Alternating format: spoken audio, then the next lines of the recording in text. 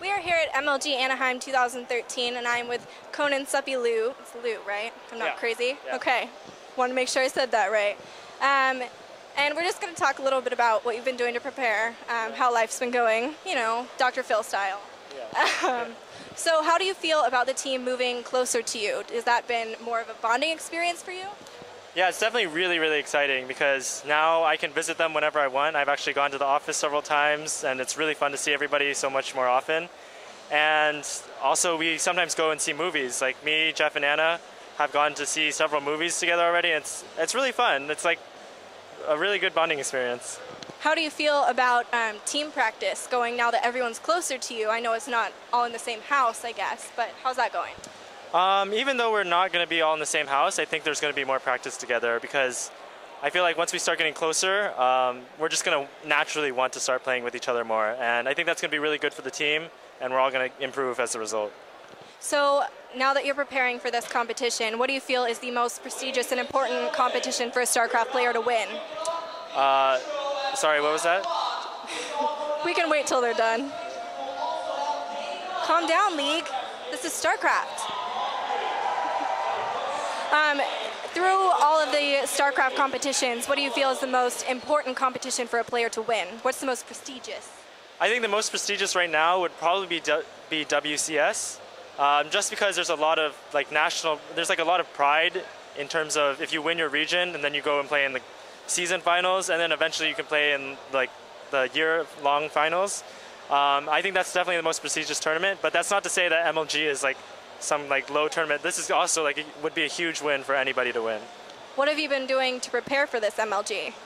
I've really been focusing on keeping my sleep schedule really consistent, and that way I can keep the rest of my schedule really consistent as well. So I've been having a lot more of a structured schedule and been streaming more and practicing more. So I'm hoping it'll pay off. I have been a little bit busy the last week with some classes I had to sign up for over the summer, but I'm hoping that my sleep schedule and my training schedule will help pay off a little bit. Do you feel like being a full-time student while also trying to be a full-time StarCraft player has hurt or helped you?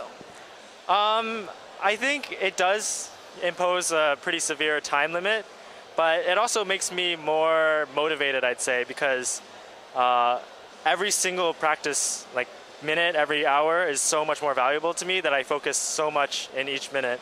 And I think in some ways it's a good thing and it's also a bad thing, but I wouldn't have it any other way.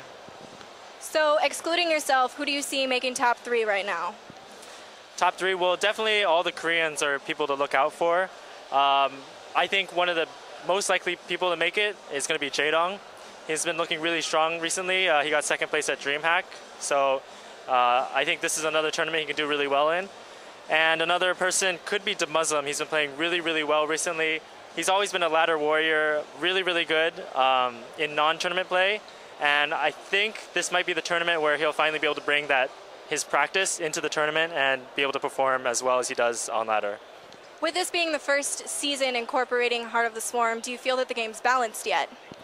I think the game is mostly balanced. It's not completely balanced yet, and you'll hear a lot of people still complaining about hellbats, drops, a lot of these things.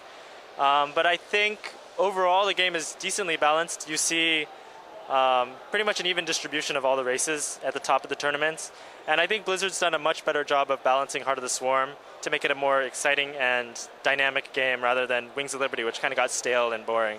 So that being said, do you feel like Heart of the Swarm brought in new and unique viewers, or do you feel like it's the Wings of Liberty viewers transitioning over? I think Heart of the Swarm has brought in a lot of new viewers. I think a majority are still the Wings of Liberty, like fanatics who have always been huge fans and just continue to watch StarCraft because it's their passion. But I think we have started to bring in new people, especially Blizzard's been working on appealing to the casuals more with improving their map making system. And also they introduced this new thing called spawning, which allows you to invite your friends to play for free.